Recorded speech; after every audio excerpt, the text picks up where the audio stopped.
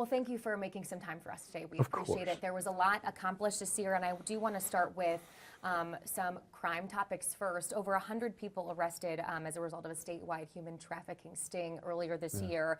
You announced a new hotline as well, an expungement for survivors. How do you plan on leading the charge when it comes to tackling human trafficking into the next year? So I think we've set the table right, and now what we need to do is execute more broadly and with greater precision. One of the things we've done is focused on the trafficking survivors.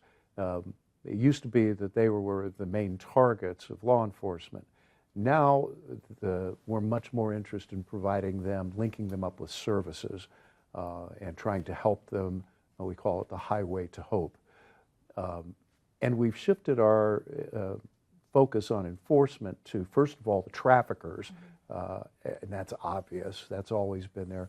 But we're also looking at the Johns, the people who buy sex, because human trafficking is fundamentally a marketplace. It is money that drives it. If the money dries up, there is no human trafficking. If the demand goes down, if we no longer have people that are willing to take the risk of buying sex, human trafficking will atrophy.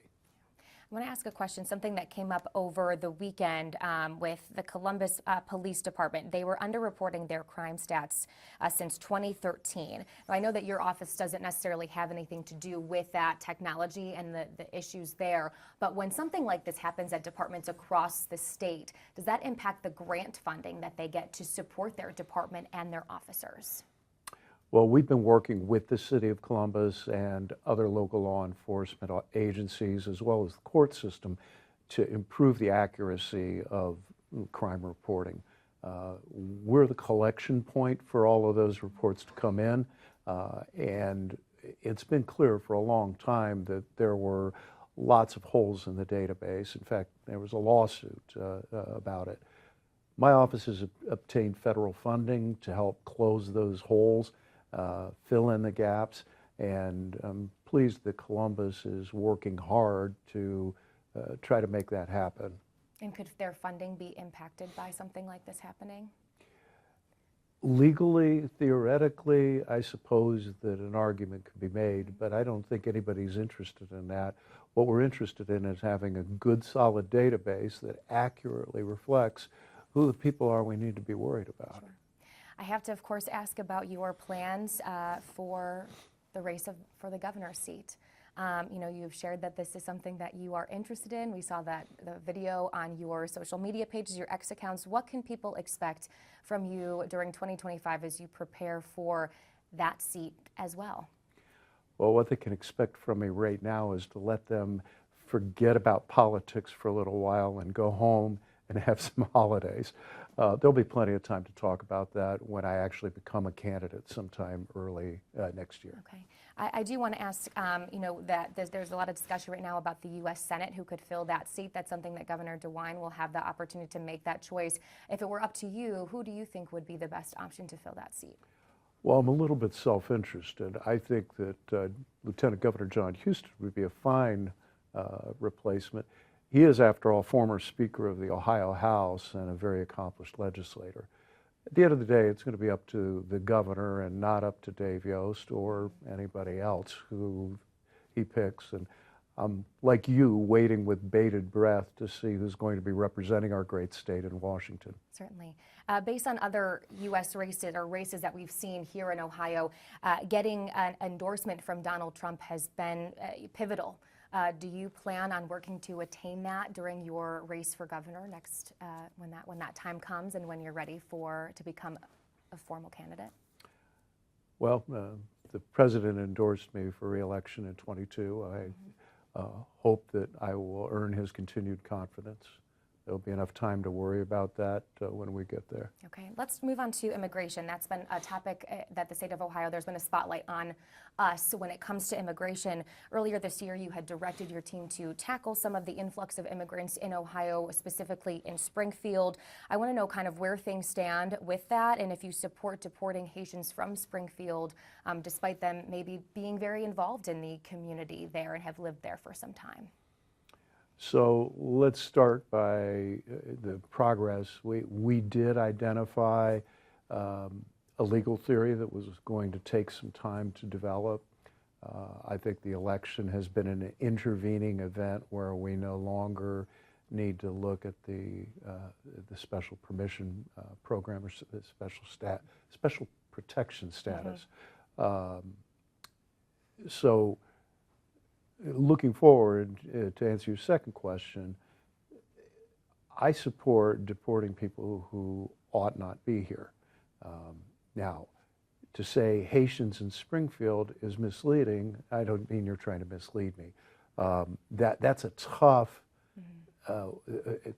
way to describe it, because I am sure that there are people who are here illegally in Springfield who may be from Haiti. I'm sure there are people who are here legally but temporarily who deserve to be treated under the law as it exists. And then there are probably people from Haiti who have their green cards that ought not to be deported. I'm for the rule of law, the same rules for everybody. But here's the thing, if you came here illegally, you didn't come through a port of entry, if you have a criminal record, I don't want you in this country. The law says you shouldn't be in this country, and the president's pledge to cause those people to leave the country is just enforcing the law and upholding his oath to defend and protect the Constitution, faithfully execute the laws of America. I want to go back to another big accomplishment for you and your office this year, the state's success in indicting former House Speaker Larry Householder this year. Can you share your reaction to that and the challenges that your office faced in getting to that point? Well, obviously, the federal government led the way and did its case and convicted Speaker Householder. The gap that I saw was the fact that the people who paid the bribe, the people who were funding the wrongdoing, looked like they were going to get off scot-free. We do have the possibility of state charges here. We started a organized crime task force that worked covertly for more than a year to investigate this, and I'm very proud that the executives of First Energy who paid for this corruption are in the dock and awaiting trial, hopefully in 2025, for their crimes. They need to go to prison too. Switching gears now, a brief question regarding housing. So some of our state leaders have urged you to take action against the company RealPage. At least 8 other states, as well as Department of Justice, has done that. Can we expect you to file a lawsuit against this software company in the near future? We're monitoring that situation. I am, first of all, not convinced of the legal theory at this point. I'm not saying that it's not there. We don't have enough evidence to be able to say whether that's a well-founded lawsuit. Discovery will produce some of that interest. One of the reasons why I'm not devoting Ohio resources into that is that company has a relatively modest footprint in Ohio. It is not ubiquitous like it is in other states. I think those states can lead the way. If those lawsuits end up producing evidence that I'm convinced that the legal theory is well-founded, we will certainly join the lawsuit or file our own. A question regarding Intel. I know that's not something that you deal with day in, day out, but that's a big topic for a lot of people in the state of Ohio. There's been a lot of change-ups happening with that company, including the retirement of their CEO just earlier this month. Yes. Are you confident in the Intel project? I don't think I have enough information to say that I'm confident or not confident.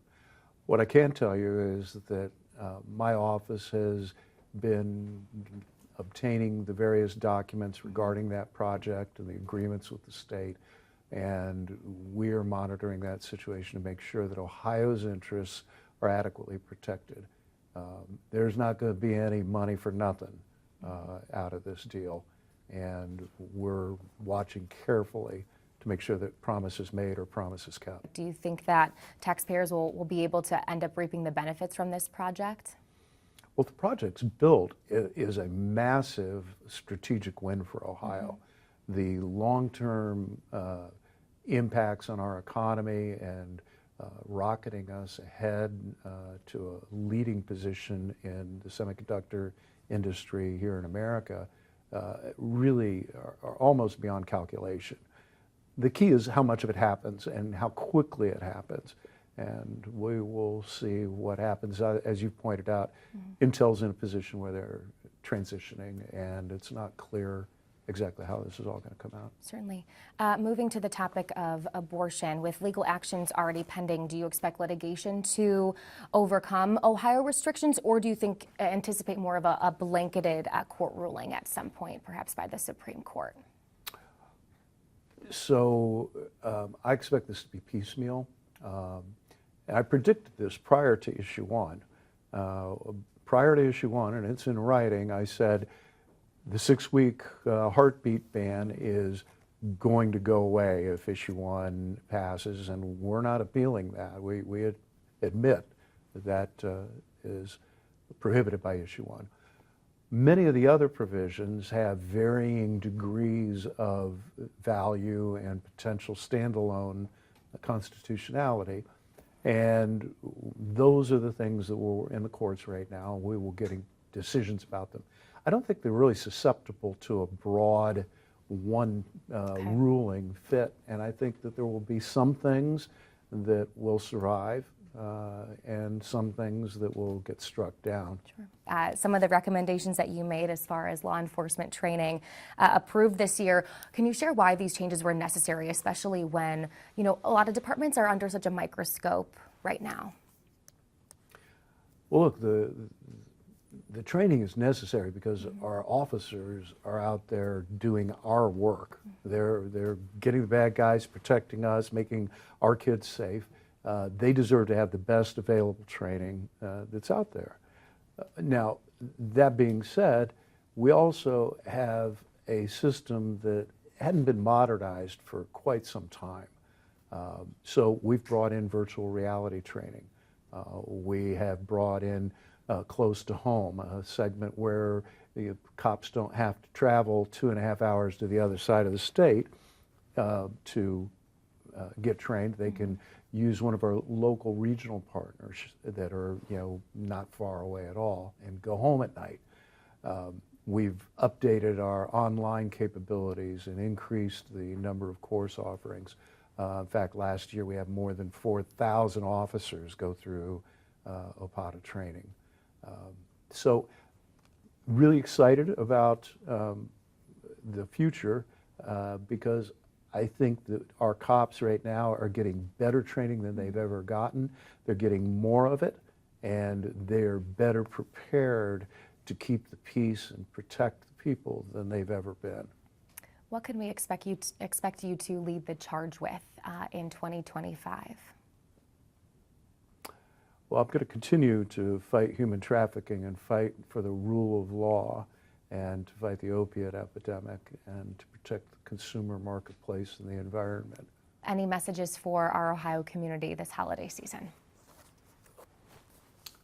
Yeah, I know we've had a lot of arguments, and there's been a lot of politics, and this hasn't been the most pleasant year of all time in American politics.